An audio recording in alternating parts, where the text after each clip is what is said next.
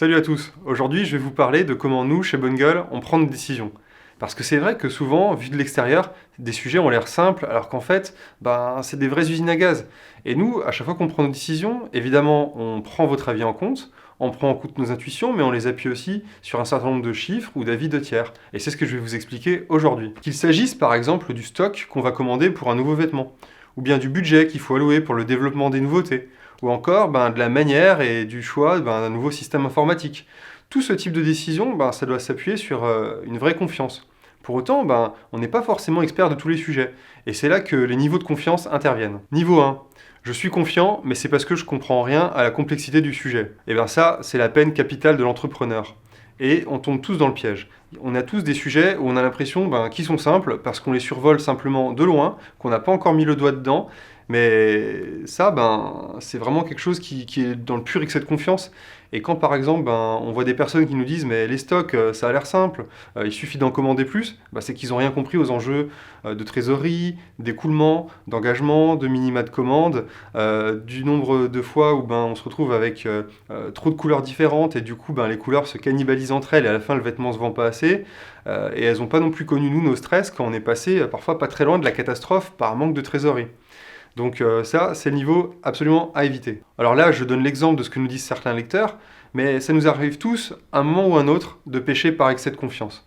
Moi, par exemple, ça m'arrivait beaucoup par le passé, et un peu moins heureusement aujourd'hui, de tomber sur un de mes collaborateurs en me disant « Mais tiens, pourquoi ça c'est toujours pas fait, ou pourquoi ça c'est toujours pas livré ?» Alors qu'en fait, j'aurais dû me renseigner sur ces contraintes, parce qu'il a eu sans doute une raison valable. Et là, quand finalement je me rends compte que c'est moi qui ai péché par excès de confiance, je me sens super mal, et lui, logiquement, il a le droit d'être énervé. Niveau 2. J'ai une expertise, et je pense que je peux facilement l'appliquer à d'autres secteurs. Ça, c'est une erreur qu'on a déjà fait par le passé.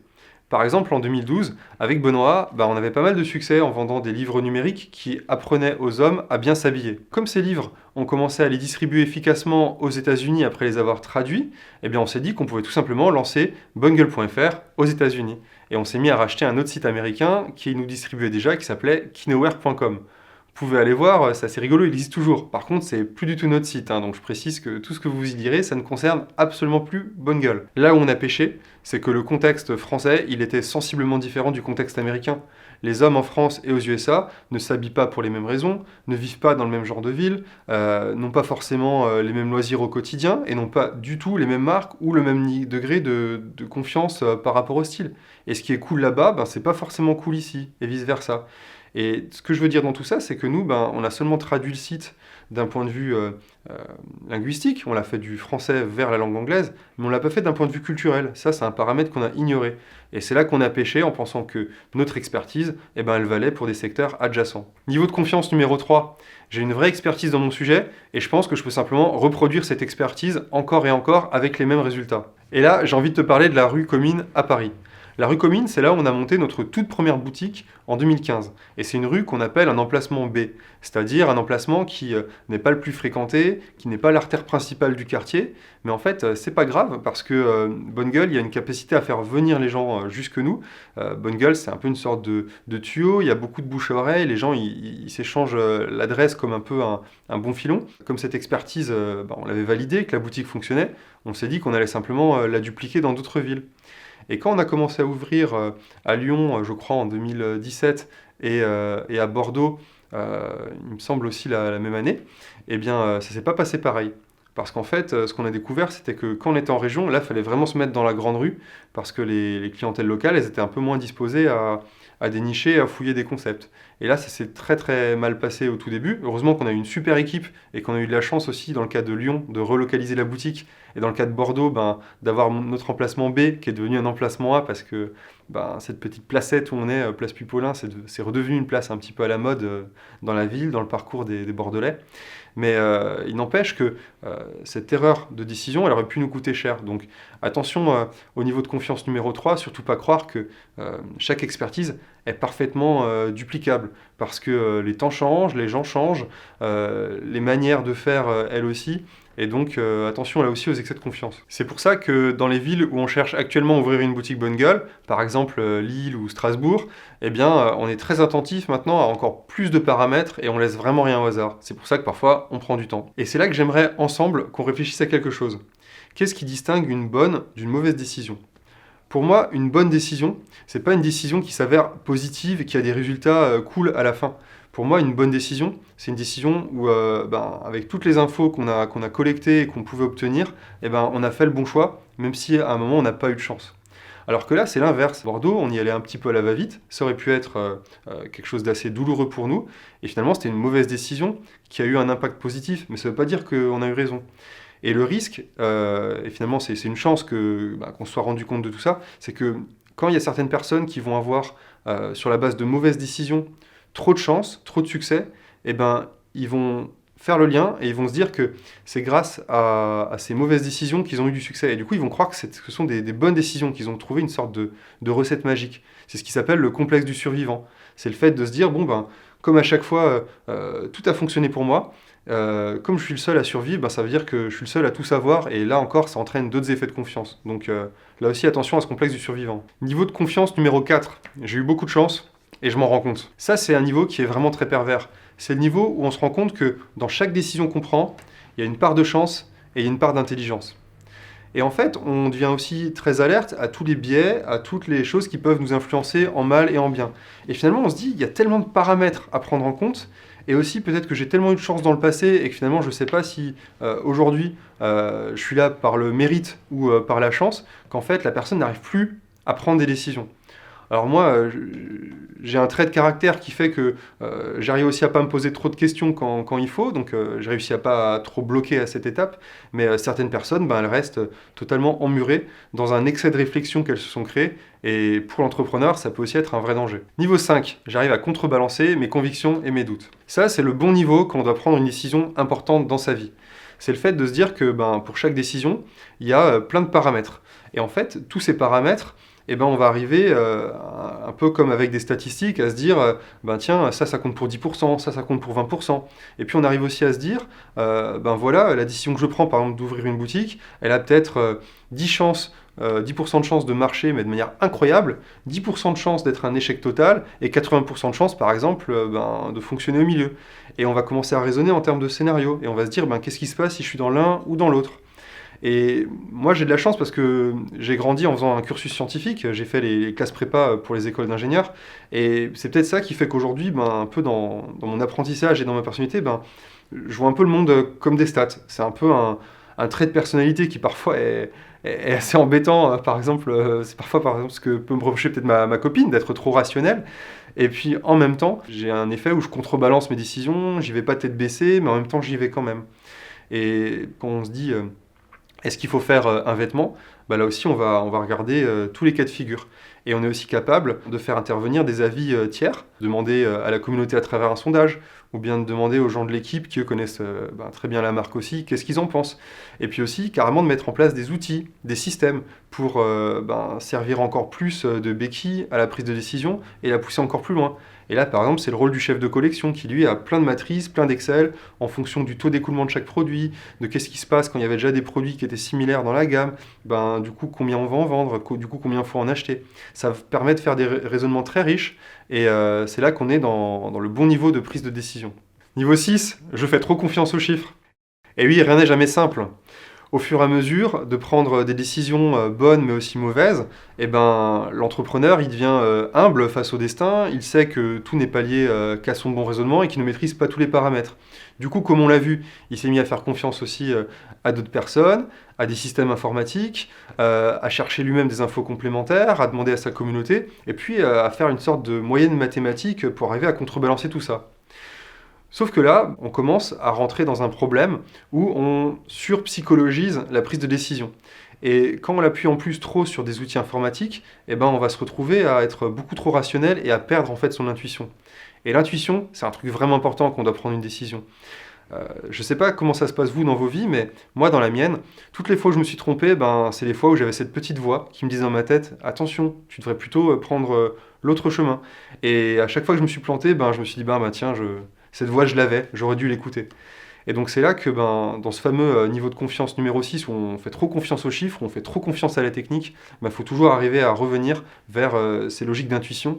Sinon, on se déconnecte de la réalité et on prend des décisions qui sont celles que prennent finalement souvent les très grandes entreprises, qui sont peut-être logiques à l'échelle d'un système informatique, mais en fait qui sont totalement déconnectées du terrain. Et en plus, encore faut-il que les chiffres sur lesquels vous appuyez vos décisions soient justes.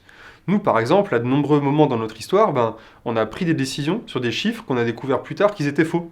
Par exemple, quand on prend la rentabilité de telle ou telle action, par exemple une pub, il y a plein de paramètres qu'on ne maîtrise pas. On sait même que le chiffre parfois est faux, mais on prend quand même une décision en se basant sur lui, parce qu'on se dit, il a beau être faux, il donne quand même une sorte de tendance.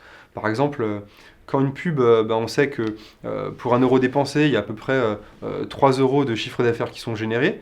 On sait que ça ne prend pas en compte, par exemple, tous les gens qui sont en navigation cachée, tous les gens qui ont effacé leurs cookies entre-temps, tous les gens qui finalement ont cliqué sur la pub avec leur ordinateur, mais finalement ont acheté en boutique parce qu'on n'a pas pu les suivre, parce qu'il y a aussi le respect de la loi, de la propriété privée, du RGPD.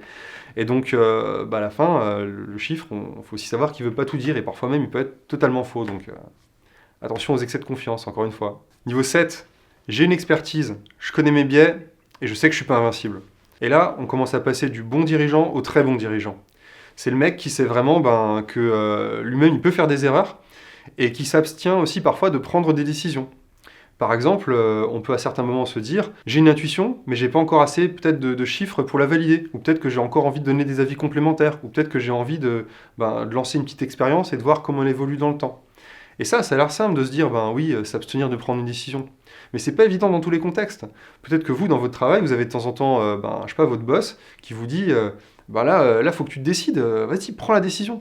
Et c'est compliqué quand on ne se sent pas encore suffisamment en confiance parce qu'il n'y a pas encore assez d'éléments. On arrive aussi sur des capacités psychologiques de résistance à la pression où il faut savoir dire parfois à ses collaborateurs ou à la communauté, à vous, de vous dire on vous entend, on pense que vous avez raison, mais on n'est pas encore suffisamment certain et on ne veut pas prendre trop de risques. Donc, désolé, mais on attend. Et ça, c'est pas toujours perçu par les autres parce que peut-être qu'ils sont encore au niveau 1, ou au niveau 3, ou au niveau 5 du niveau de confiance.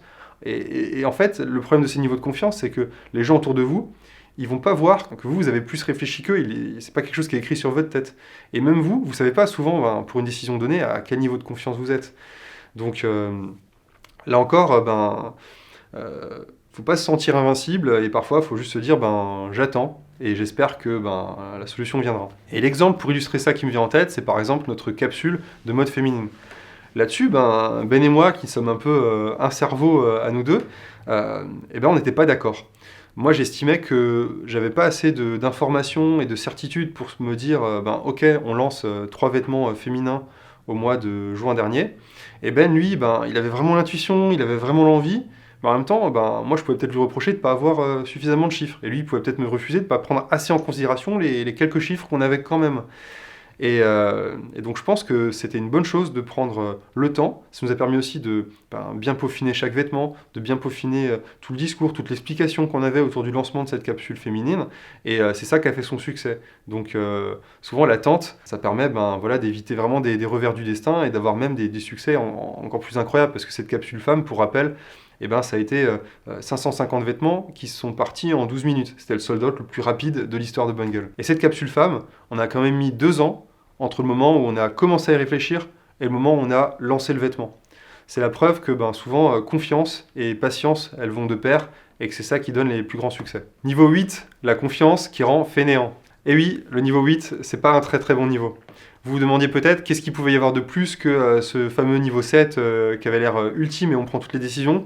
Et finalement, c'est ce niveau 8 où tout le système que vous avez mis en place qui vous permet d'automatiser certaines décisions, de les outiller grâce à des systèmes ou des chiffres dont vous connaissez à la fois les forces et les faiblesses, d'avoir toute une organisation autour de vous, de gens sages, de gens qui psychologiquement vont penser parfois pareil, parfois différemment, ce qui vous donne aussi une richesse dans vos réflexions.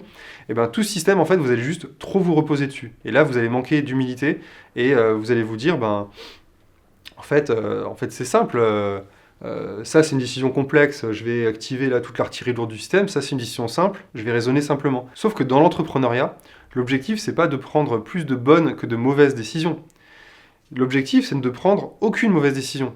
Parce qu'il suffit de prendre une mauvaise décision au mauvais moment pour qu'en fait, ça puisse vous planter votre projet. Le projet parfois d'une vie. Nous, c'est plus d'1 tiers de notre vie, Bungle. Par exemple, si on avait commandé peut-être 10 ou 20% de stock en plus cet hiver, ben, on se serait sans doute retrouvé dans une situation, en septembre et octobre dernier, où on n'aurait pas pu payer nos fournisseurs.